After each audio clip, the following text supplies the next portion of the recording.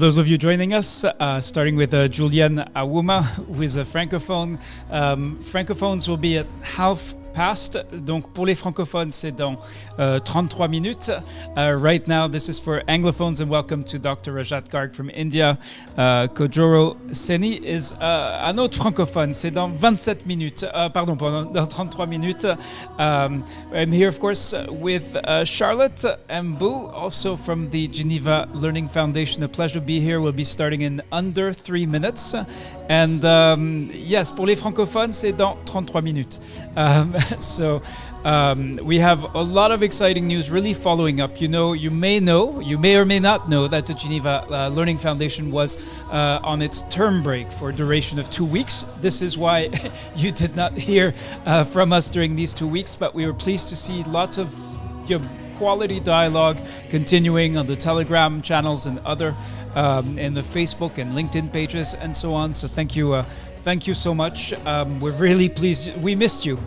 And we're going to start. We're really going to update you about what's going on this week. In particular, the big announcement is for Friday, right before we went on term break.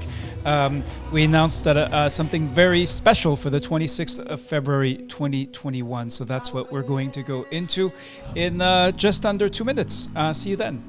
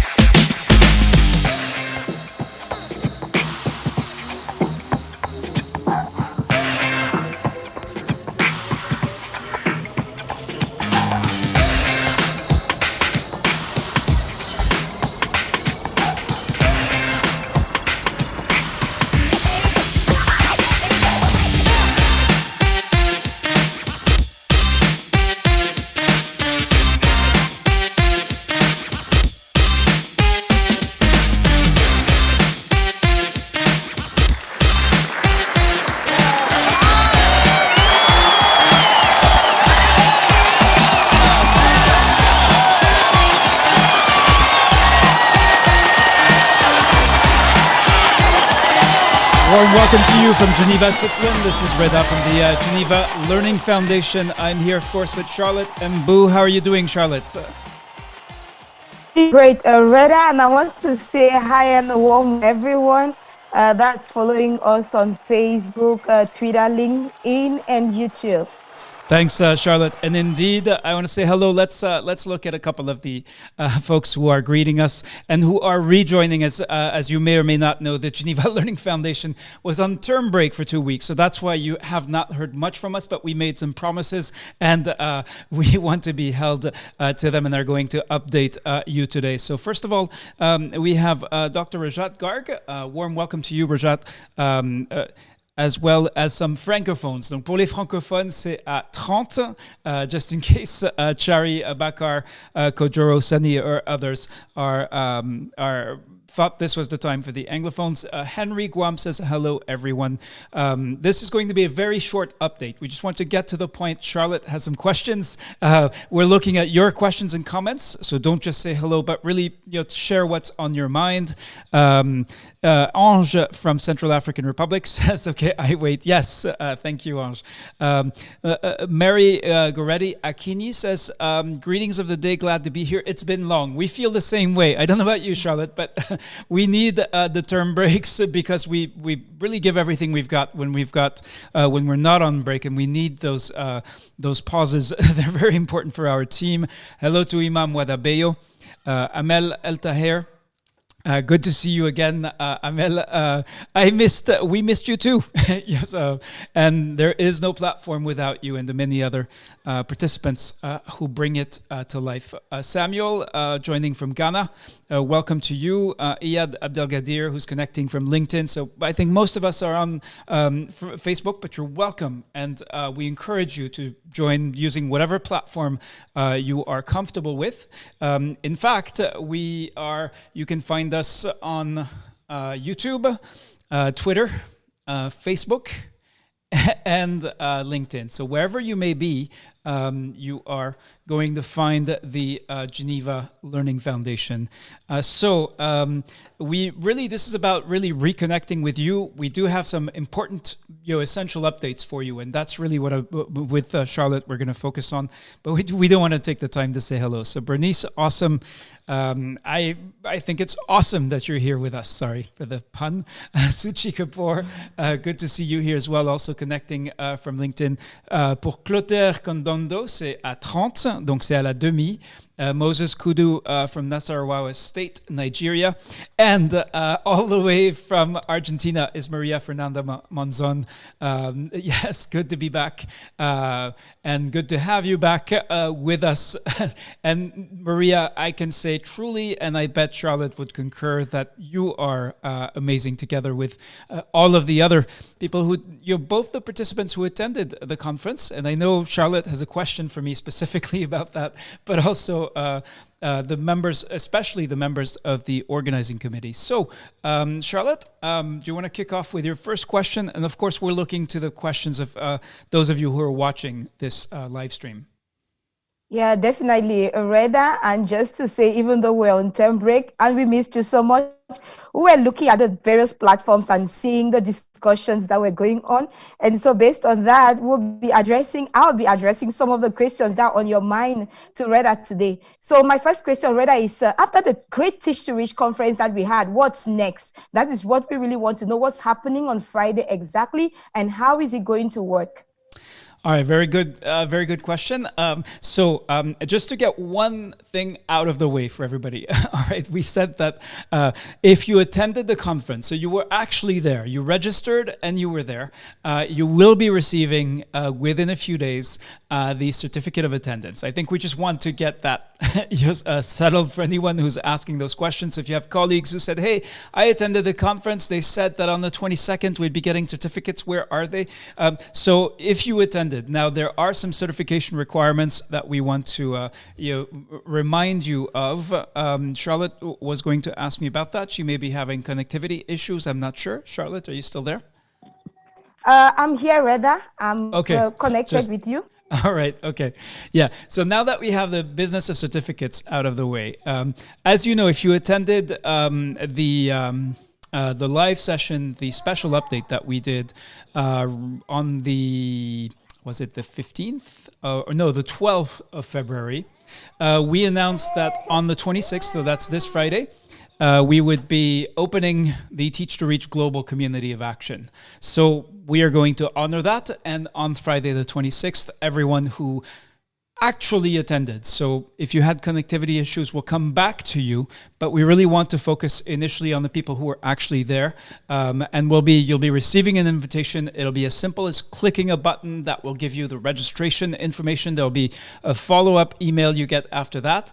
And then you'll be able to get access to the Teach to Reach Global Community of Action, a super simple platform, but one you will have to choose to attend.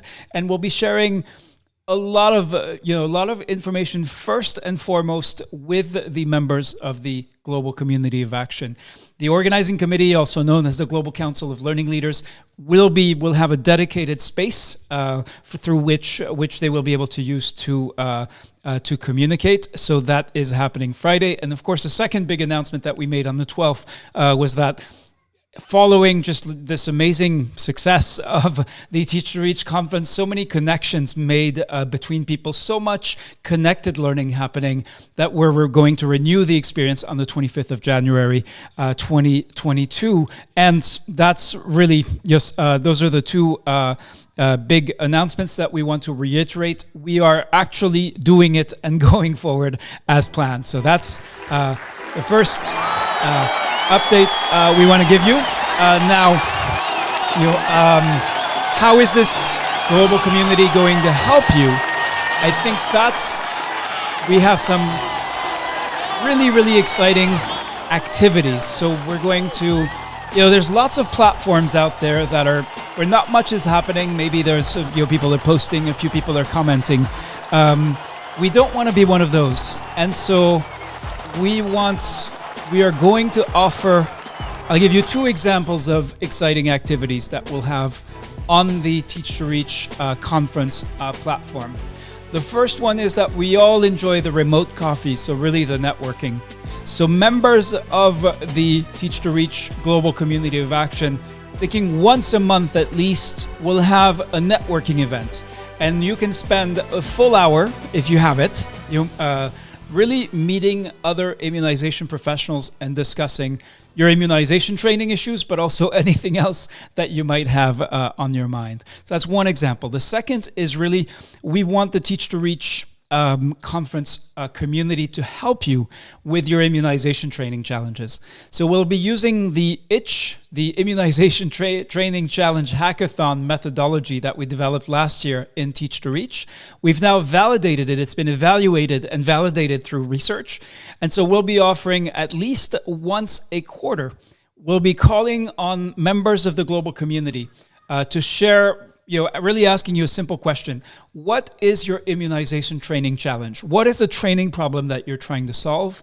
And then we'll be inviting you to basically a kind of clinic, workshop, problem-solving hackathon, where we'll actually get hands-on and bring in global experts, country experts, peer experts with experience, and we'll work on your problem together. So whatever the challenge is that you're facing in immunization training, this global community of action will, on a regular basis, actually bring people together and bring the right set of people together to actually help you solve the problems that you are having. So that, I believe, Charlotte, that was just your first question, right? Yes, I think you have kind of like answered a couple of questions already. That's the certification and then the Teach to Reach global community. So my next question, Reda, will be concerning the COVID-19 Peer Hub, because we know that is a community of immunization professionals that came together to ensure continuity of immunization services within the COVID-19 pandemic. And last year, we were able to organize two exercises, one on action planning to maintain or continue services within the pandemic. And also, in the context of the rollout of the COVID-19 vaccine, we had an exercise on vaccine hesitancy case studies. So my question for you now is, what is new in the Peer Hub? And what about those who were not able to join in 2020 for one reason or the other? Can they aspire to be part of the hub in 2021? Right, that's two big questions, Charlotte. So let me. So first of all, I think we in the Teach to Reach was really an occasion to celebrate and to sort of showcase what the Peer Hub participants have been able to do by working together. And today, the COVID-19 Peer Hub is the single largest network of immunization staff that work at the national as well as subnational level. And see, right now, this is actually 2 weeks, so I think we've broken the 30,000 mark. And now, of course, large organizations can send out information to people. But here is what's different about the Peer Hub. And this is social networking analysis showing the connections between members of the Peer Hub. So we know there's a lot of things going on between participants who decide to collaborate, who share, who become friends, and who decide to work together, who share experience, who compare notes on what's happening in their respective countries with COVID-19 vaccine introduction. So we're at a juncture where there are, I believe, there must be at least 70 countries by now that have focused on already initiated COVID-19 vaccine introduction. But I think the other thing that's at stake is around vaccine equity. And in fact, there is a risk that many of the people in the COVID-19 Peer Hub, if there is not the right kind of action taken at all levels, maybe COVID-19 vaccine introduction won't be happening so soon. And I think that's a major risk to consider. Whatever the case may be, preparedness is key. And that is certainly what the COVID-19 Peer Hub will focus on. So we will, again, we don't do things from the top down. I think those who know the Geneva Learning Foundation and how we work know that. So the next step for the Peer Hub is really to regroup and to build a solid picture of what is actually happening with COVID-19 vaccine introduction across all these countries. And that's where we've seen, we went through a data collection exercise, something called the COVID-19 Peer Hub, the COVID-19 Immunization Pulse Survey. So we had more than 3,200 responses to this. So that is one input.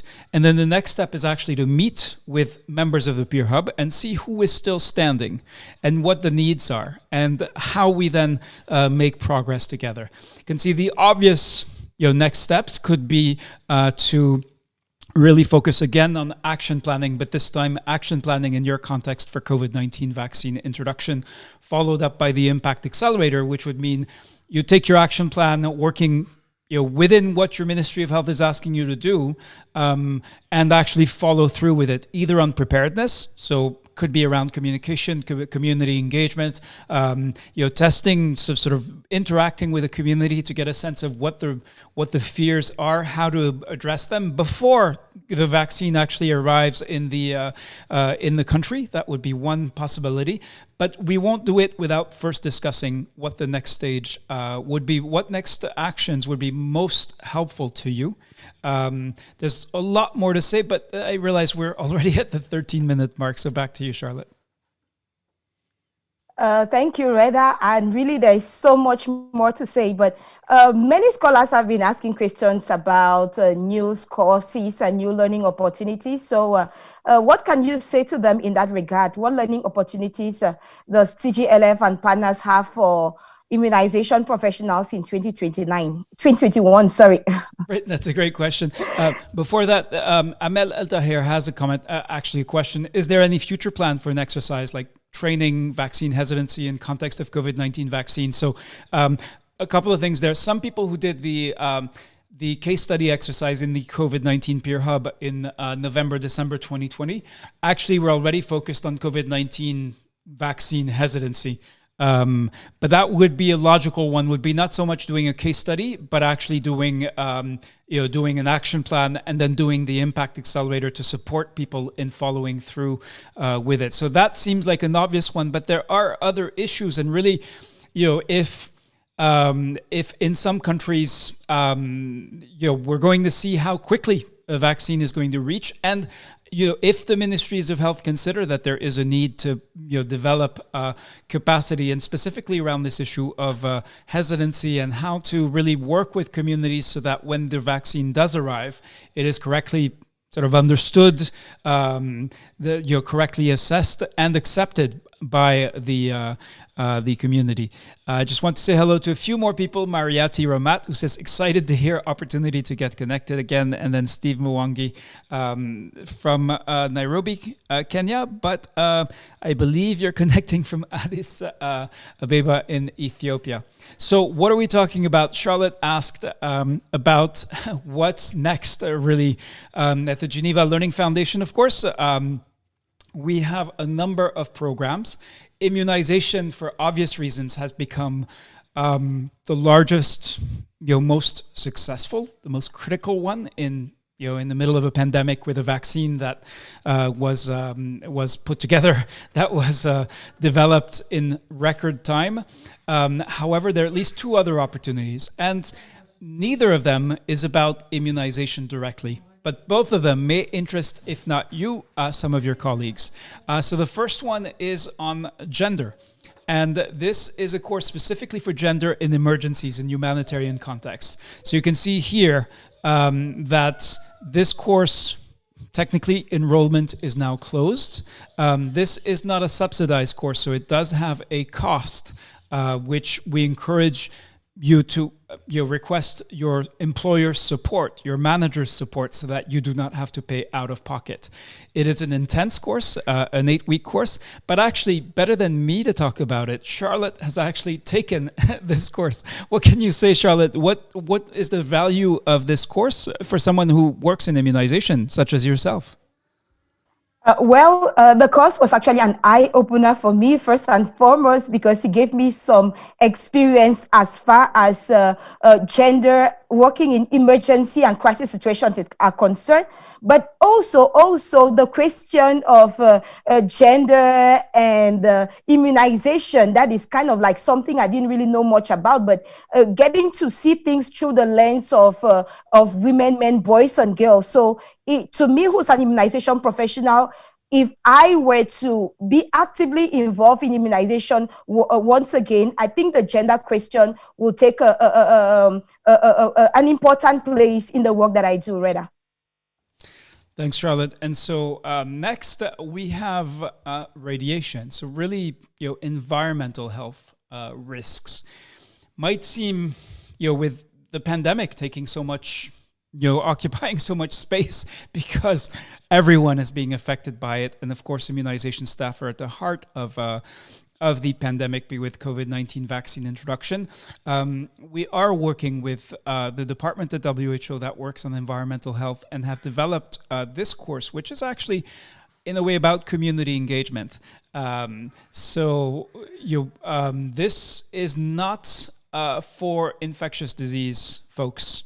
Yes, it is for healthcare providers who refer pediatric patients for radiological imaging or who perform radiological imaging in pediatric patients.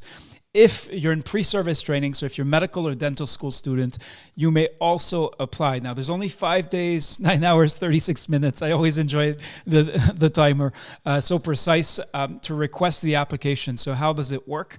You can see here, you just click on it and then put in your name and your email, and then you'll receive a follow-up, an email that will then give you a personalized link for your application. So you cannot share that email. You have to actually share the link. The best way to do it, if I want to share on WhatsApp with my colleagues, I just click on the little WhatsApp icon and then continue to chat. So that's made it very easy. And here, I actually want to give a round of applause to the immunization people who have shared with their pediatrics and radiologist colleagues, because I think it's been quite remarkable. Our largest network is in immunization, but we already have, you can see it's been shared 1,300 times, and that's really to the credit of our immunization community. And Charlotte, I can't help, we only have a few minutes left, but I can't help but share Amel El Taher's comment, who says, "I love the smile on Charlotte's face. Keep smiling, lady." Yes, I couldn't agree more. Can't help but smile when we are with the scholar community, Reda. It's always so heartwarming to be back. Indeed, yeah.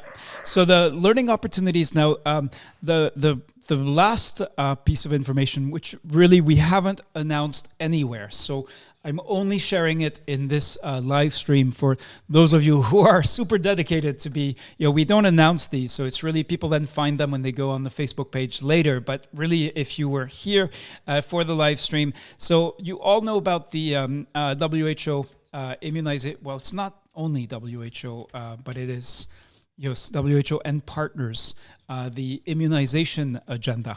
So this is the global strategy to leave no one behind. So you can find it on the WHO website if you want to know more.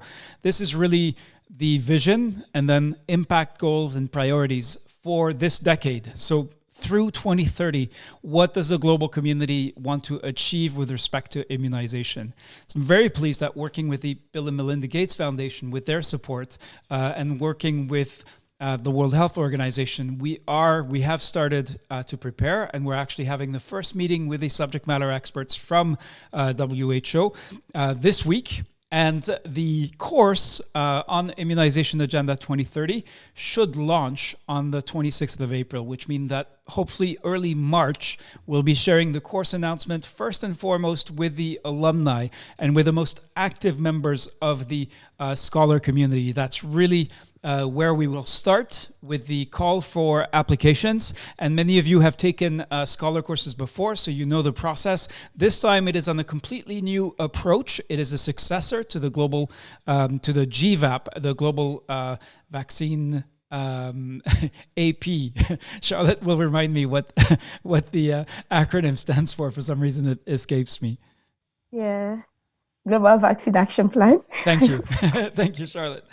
All right. So that's we saved the best for last. And that's what we've got coming up for specifically for immunization staff.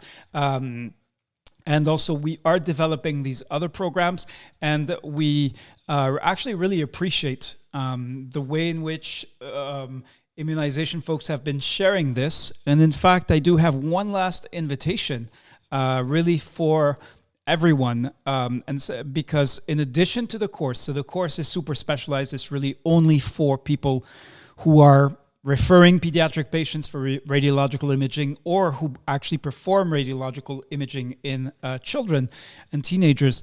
But if you click on Learn More here on the actual course announcement page, you'll see that we're having a special event 1 week from today.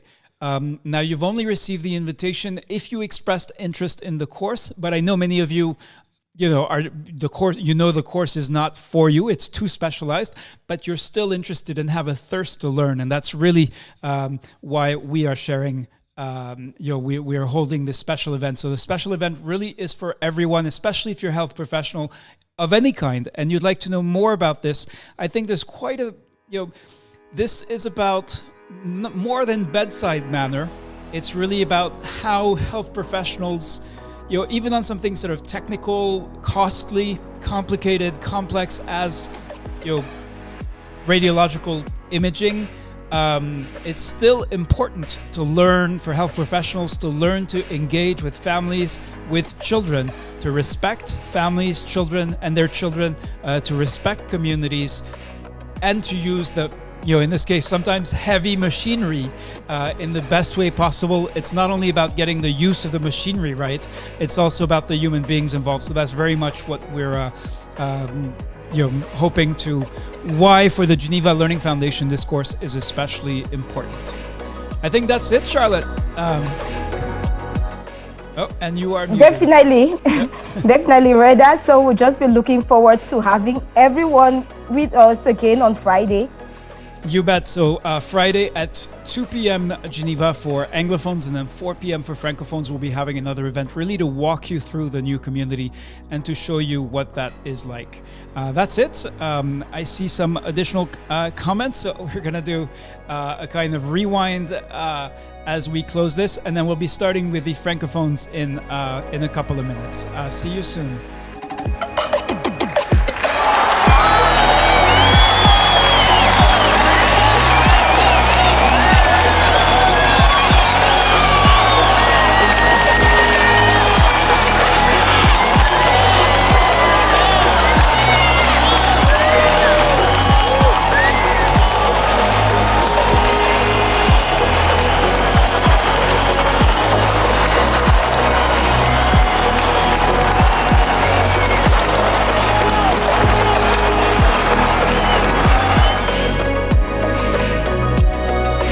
Et en français, c'est dans quelques minutes. Restez avec nous sur la page Facebook. On va arrêter ce stream et on va commencer donc celui qui concerne les francophones. À tout de suite.